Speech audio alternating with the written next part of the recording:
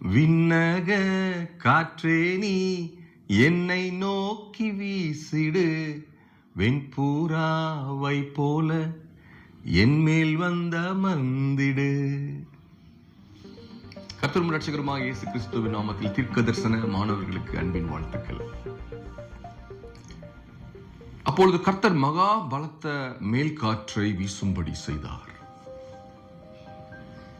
இந்த நாள் கர்த்தர் மகா பலத்த மேல் காற்றை என்னுடைய மாணவர்கள் மீதும் மாணவிகள் மீதும் வீசும்படியாக, ஒரு வல்லமையை உங்கள் மீது அனுப்பும்படியாக இந்த வார்த்தையின் மூலமாக கிரியை செய்கிறார். அவர் காற்றை தன்னுடைய கரத்திலே பிடித்திருக்கிறார்.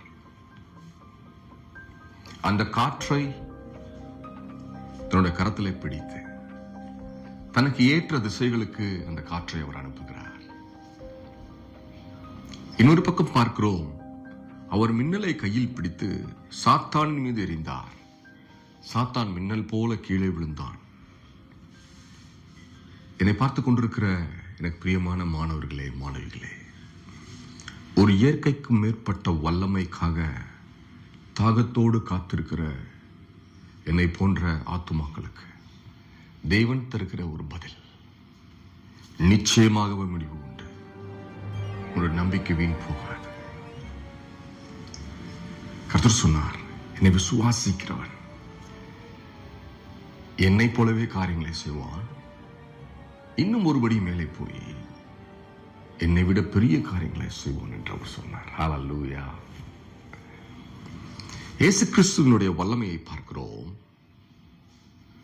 அவர் எழுந்து காற்றை அதட்டி,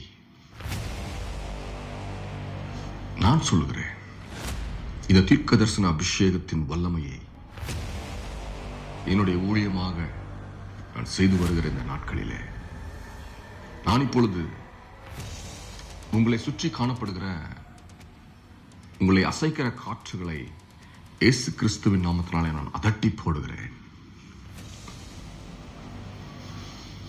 கடலை பார்த்து இறையாது என்று சொன்ன தேவன் நம்முடைய தேவன். அமைதலாயிரு என்ற வார்த்தையை பேசின தேவன். ஹல்லேலூயா. இப்பொழுது என்ன நடந்தது? காற்று நின்று போய் மிகுந்த அமைதல் உண்டாயிற்று என்று எழுதியிருக்கிறது. மிகுந்த அமைதல். இப்பொழுது உங்களுடைய இருதயத்திலே மிகுந்த அமைதல் உண்டாகி கொண்டிருக்கிறது. ஒரு தவிப்பு உங்களை ஆட்கொண்டு வந்த, அடிமைப்படுத்தி வந்திருந்த ஒரு தவிப்பின் ஆவி உங்களை விட்டு நீங்கி போகிறது. கிறிஸ்துவானவருக்கு வல்லமை உண்டு. அவர் அதட்டும் பொழுது அமைதல் உண்டாகும். சாலமோனின் நாட்களை பார்க்கிறோம். அவன் இஸ்ரவேலை ஆளுகை செய்து கொண்டிருந்த நாட்களிலே தேசம் அமைதலாயிருந்தது என்று பார்க்கிறோம். சாலமோனை விட பெரியவர் நம்முடைய இருதயத்தில் இருக்கிறாரே. அவர் நம்முடைய இருதயத்தை அவருடைய ஜீவனினால் நிரப்பி இருக்கும் பொழுது, உங்களுக்கு எதிராக இருக்கிற அலைகள் எம்மாத்திரம், உங்களுக்கு எதிராக இருக்கிற சத்தத்தின் அளவு எம்மாத்திரம். அவர் எழுந்து வெளியே வந்து இப்பொழுது சொல்கிறார், அமைதலாயிரு, இறையாதே, அமைதலாயிரு. ஹல்லேலூயா. கர்த்தராகிய இயேசு கிறிஸ்துவானவர் பர்வதங்களை உருவாக்கினார் என்ற ஒரு வரலாற்றின் பதிவை பார்க்கிறோம். இந்த பூமியிலே காணப்படுகிற சகலவிதமான பர்வதங்கள் அல்லது மலைகளை யார் உண்டாக்கினர்? அதை குறித்த ஏடுகள் வேறெங்கும் இருக்கின்றனவா என்று நாம் பார்க்கும் பொழுது இல்லை.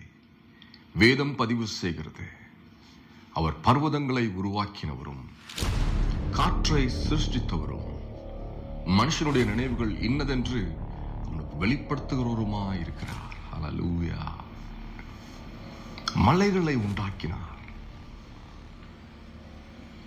ஒரு குழந்தை ஒரு கடற்கரையின் பக்கத்தில் போய் தன்னுடைய சொந்த கரத்தினாலே அந்த மணலெல்லாம் எடுத்து ஒரு சின்ன மலை போல செய்து பாருங்க. அந்த குழந்தை அதை விட பெரிய ஒரு மலையை செய்துவிட முடியாது. அதனுடைய அளவுக்கு ஏற்ற ஒரு மலையை தான் செய்ய முடியும். ஆனால் வேதம் சொல்லுகிறது, அவர் பர்வதங்களை உருவாக்கினவர். அப்ப அவருடைய உயரம் எவ்வளவு பெரிதாக இருக்க வேண்டும். அவர் சொல்லுகிறார், இந்த பூமி எனக்கு பாதப்படி என்று, வானம் எனக்கு சிங்காசனம் என்று. வானம் அவருக்கு சிங்காசனம் என்றால், சிங்காசனத்திலிருந்து அவருடைய தலை எவ்வளவு உயரமாய் இருக்க வேண்டும். இப்படி ஒரு மகத்துவமான தேவனாய் கிறிஸ்துவானவர் இருக்கிறார். ஹல்லேலூயா.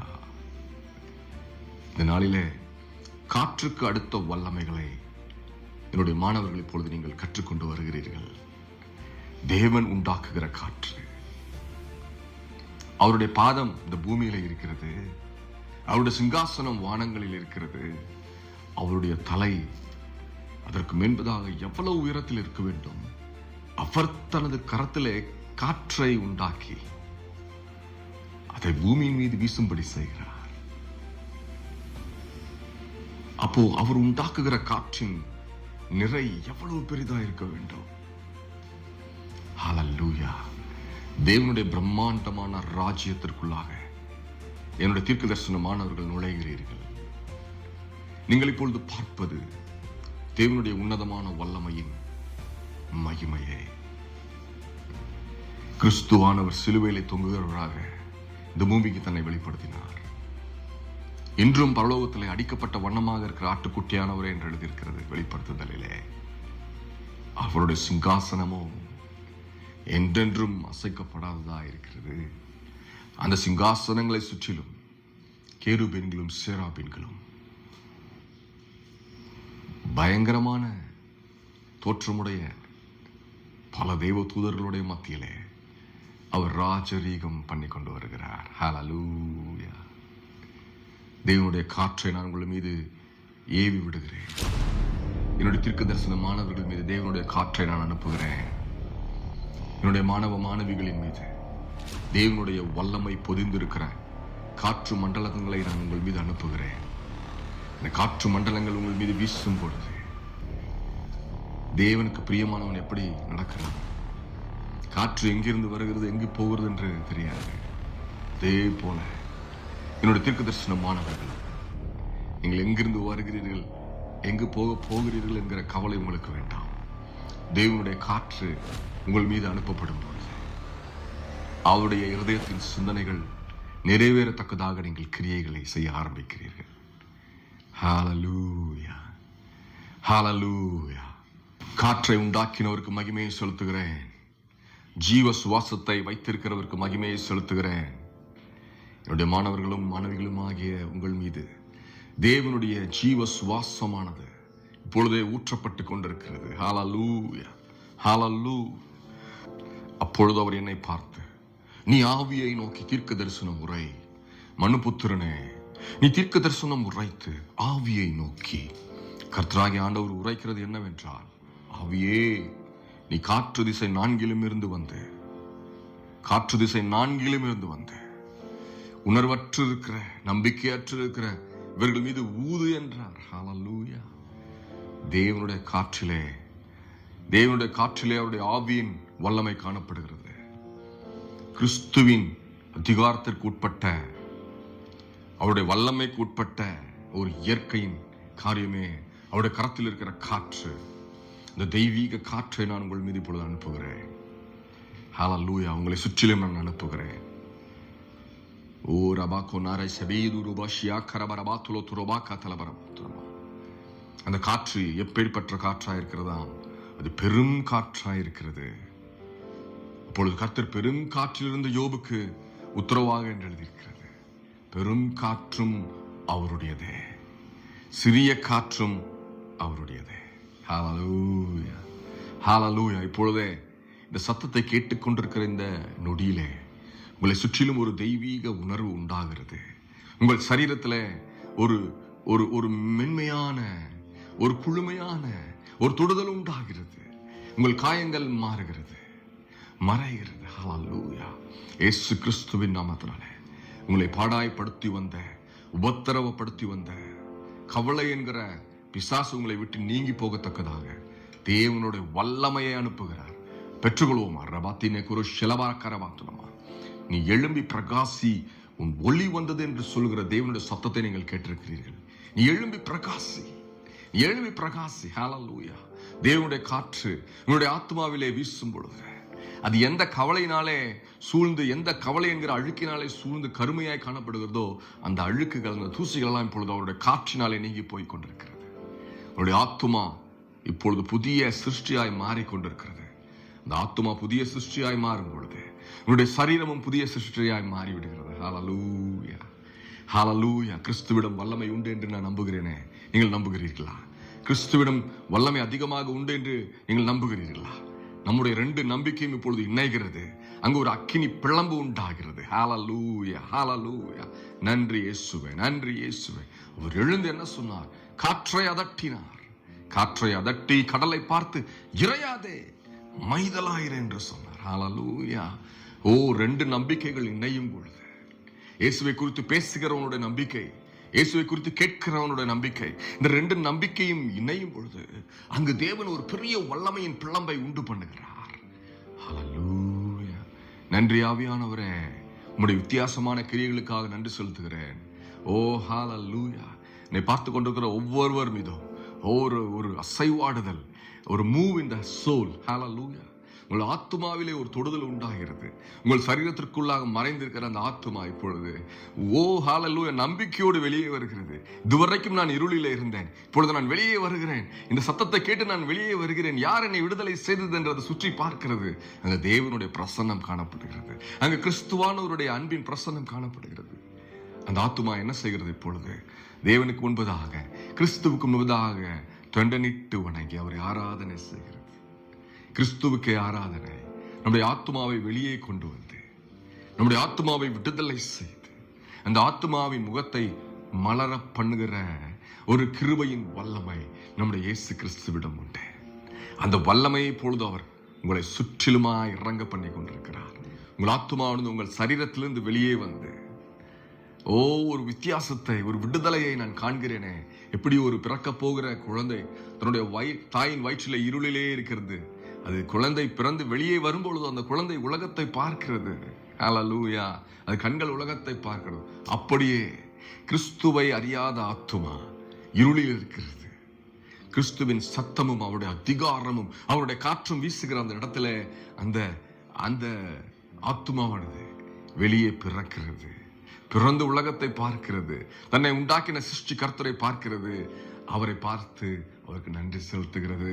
நான் இருளிலே இருந்தேன், இப்பொழுது வெளிச்சத்திற்கு வந்தேன் என்கிற ஒரு உணர்வு, ஒரு உறுதியான உணர்வு அந்த ஆத்மாவுக்கு ஏற்படுகிறது. ஹல்லேலூயா, ஹல்லேலூயா, ஹல்லேலூயா.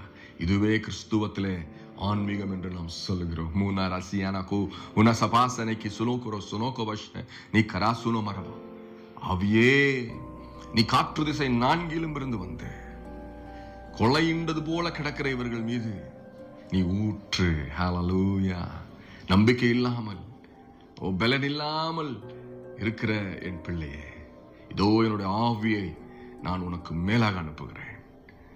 இனி நீ கவலையோடு மரித்தவனை போல இந்த பூமியில் இருக்க வேண்டிய அவசியம் இல்லை. என்னுடைய ஆவியானவர் உன்னை உயிரோடு எழும்ப பண்ணுகிறார்.